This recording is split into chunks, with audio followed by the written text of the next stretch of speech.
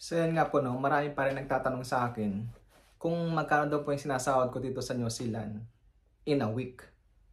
Nakagawa na po ako dati dito tungkol sa aking sahod, pero siguro dahil sa dami-dami ng na-upload ko ng video, hindi na napapanood ng ibang followers natin, kaya marami pa rin po nagtatanong sa akin kung magkano talaga sinasahod ko dito. Lalong-lalo na po yung mga kasamahan ko sa Japan, kung magkano na yung sahod ko ngayon dito sa New Zealand.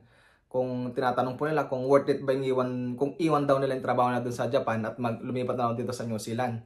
Gusto lang malaman kung magkano daw talaga yung natitirang sahod every week. Disclaimer po muna tayo mga kabayan na magkakaiba po tayo ng sahod dito sa New Zealand. Lalong-lalong na po yung mga medyo matatagal na, medyo malaki na po ang rate nila. Pero sa katulad kong baguhan pa lang dito sa New Zealand, ang aking rate po pala dito ay naglalaro sa 27.76 per hour. Kaya lahat po ng aking sasabihin at inyong maririnig sa video na to ay base lang po sa aking experience bilang isang karpentero. Kung gusto niyo po ng ganitong klaseng topic, ay huwag niyo po sanang kalimutan mag-like at mag-subscribe para lagi po kayong updated sa lahat po ng ating i-upload na video. Siyempre, ang sasabihin po natin dito dapat yung normal hours lang. Ang ibig ko pong sabihin yung Lunes hanggang Biyernes lang na walang kasamang overtime. Ang ibig ko pong sabihin doon, 8 hours a day. So sa isang linggo ay magkakaroon po tayo ng 40 hours. Tapos itatimes mo lang po yun sa 27.76. So pag tinimes mo po yan, lalabas po dyan na equals 1,110.4. So ito na po yung pinaka-exciting na part ng ating topic ngayon. Alam ko po kung ano yung susunod yung tanong. Kung gross ba yun o net. Siyempre yan po yung gross. Gross pa lang po yan. So isa-isayin na po natin kung anong yung kakatas natin dyan sa $1,110.4. So ito na po, magsisimula po tayo sa pinamalaking binabayaran natin dito sa New Zealand. Ang bahay. Ang bahay po namin dito sa ngayon, dito sa Auckland, ay 150. All in na po yun. Magkakaiba po tayo ng, presyo ng bahay. Depende po sa inyong nakuha ang bahay. So sa amin, 150. At syempre, hindi po mawawala po dyan yung sakyan. Katulad ko po, kailangan ko po talaga ng sakyan. Dahil hindi ko po masabi na habang buhay ay kasama ko yung mga kasama ko at pwede kong makisakay sa kanilang lagi. Kaya kumuha na rin po ako ng sarili kong sakyan. So ang weekly po namin sakyan ay 125 plus po yung insurance niya na 25. Every week din po yan. So ima-minus din po natin yan ng sakyan at insurance.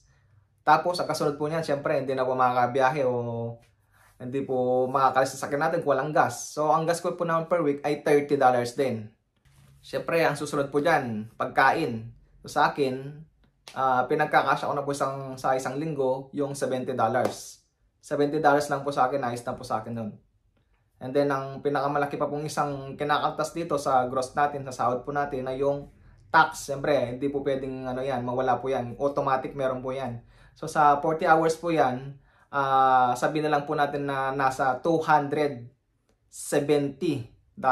Opo, ganun po kalaking tax. $270 per week. Sana lang po yun, nasa 40 hours na yung duty. So, kapag na-list nyo na po yung lahat-lahat yan, yung bahay, sasakyan, gas, pagkain, at saka tax, ang matitira lang po dyan ay $445.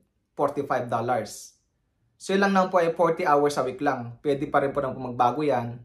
Depende sa inyong kumpanya kung bibigyan kayo ng overtime at papasukin pa kayo ng Sabado. Ang sinasabi ko lang po ay 40 hours a week. So, nasa inyo na rin po paano magtipid. So, alam nyo na po mga kabayan na sa lahat po nagtatanong sa akin kung magkano po yung sahod ko every week dito sa New Zealand. So, ayan na po yung kasagutan. 445 kapag kayo po ay nag-duty ng 40 hours a week. Nasa inyo na po yun. Di ko na po sinasabing, lumipat tayo dito, ganyan. So, nasa inyo na po yun kung mas worth it pa dito o mag-stay pa kayo dyan. Kung nasa naman kayong bansa po, yun lang po yung masasabi ko kasi hindi ko na po alam kung magkano po yung rate nyo sa ngayon dyan sa Japan o sa Dubai o nasaan po kayo ngayon. At least, nalaman nyo na po kung magkano talaga yung aking sinasahod dito every week. 40 hours lang po yung pinag-usapan natin na wala pa po yung sakali may overtime. So hanggang dito lang po yung video po natin. Ulitin ko po kung gusto nyo pong ganitong klaseng topic, ay huwag nyo pong kalimutan sanang mag-like at pag-subscribe na po sa aking YouTube channel. Ayun lang po, maraming salamat po sa inyong panonood. God bless and ingat. See you on next video. Bye-bye.